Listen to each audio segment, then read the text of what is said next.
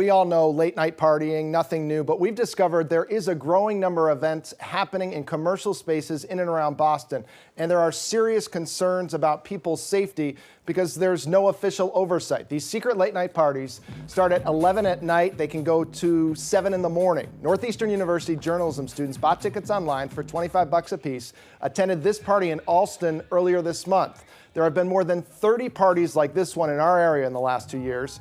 Yes, there's a bar and what appears to be people using drugs, but the city's top building official has other concerns, like people not being able to get out if there's an emergency like a fire. My concern is the inappropriate use of space that puts people in a dangerous situation. It's life safety. We've heard about the station fire, where a situation where things were not maintained in the right effect, and you saw the worst possible result of a situation like that. The organizer of that after-hours party declining to be interviewed, saying his group does not want unwanted attention, but these events are giving new fuel to the debate about extending bar closing hours in Boston. All right, so let's talk a little bit more about that. Mayor Walsh is saying, okay, I want these bars to stay open later.